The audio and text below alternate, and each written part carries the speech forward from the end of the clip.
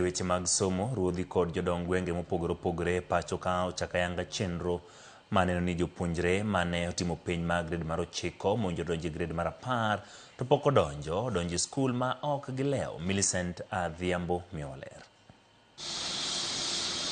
Ma en kaluwore gi chik manyogol kod jatend migawo mar arita kwe Kipchumba Murkomen kasundo jotend gwenge mondo ni jopuonjre odonjo e skul.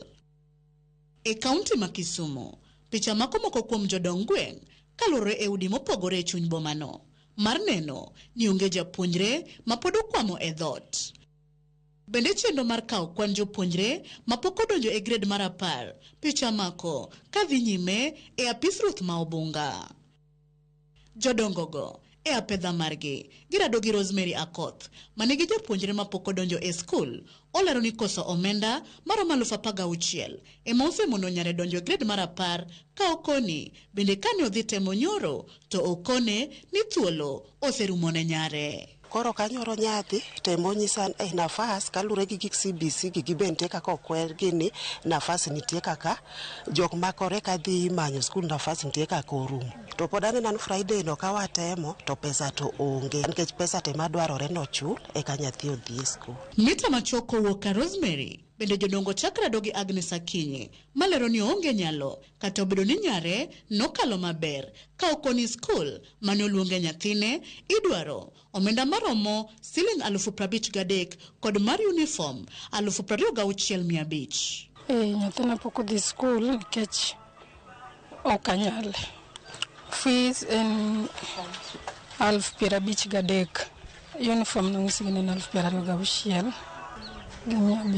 E kar dako nogo bende giyudo Monica Achieng mokwamo kod jopuonjre 2 e dhot. Oyango ni yuto ne tin ka bende temo mar loko ne nyithindego mondo donje e skunde piny owacho mong'ere kaka day school bende nogore Luanda nikech ne okone ni thuolo onge e skundego.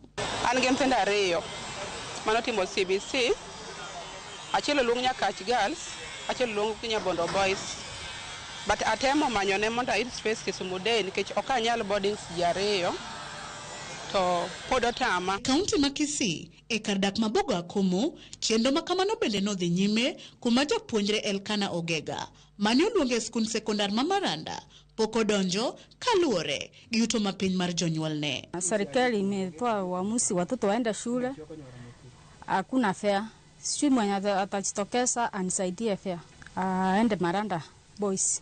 Hata kama hakuna fees, but sasa fare ni ngumu, sijapata fare ya kufika huko na ni mbali. Tunajaribu ku-encourage mzazi na well wishers mwenye anajitokelezea anampea hiyo fare, alafu mambo na karo, uniform na vitu zingine sasa serikali itajaribu isaidie. Kae kaunti ma Mombasa jopuonjre 204 ne oyudi kod ruodhi kapok odonjo e grade mar 10 kaluwore gi onge mar omenda, uniformbe kod gige somo. Take your child to school. Hata kama hana uniform, tumekubaliana na walimu atakwenda na ile uniform yake ya primary ile alikuwa naye kule. Kinde majalup County Commissioner Makono ne ojiwo mondo gidonje grade mar 10 gi uniforme gi machon mag grade mar 9. Giyango ni girwako wach mar dhi e skunde sekondar mag piny owacho kata day school. Kata kamano giluor ni jotend skunde kidek weyo ma ok oyienegi. Walimu wakuu sije wakatusumbua katika hawa watoto. Maana ilikuwa tumewacha nyumbani kwa sababu ya kwa pesa hatuna. Serikali nyithindo dhi skul teto mano gima ber madikonyo kata kaka jonyuol. En gima ber ahinya nikech dipo ka gikonyo wan jomoko. Support mondo nyithindo dhi skul.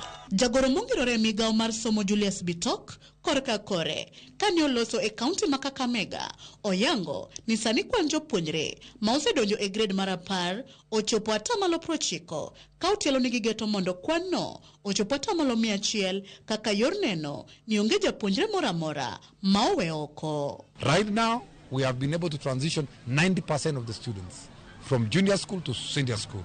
And students have reported all over the country. Lazima wanafunzi wote waende shule. Millicent Adhiambo, Ramogi TV, Kisumu County.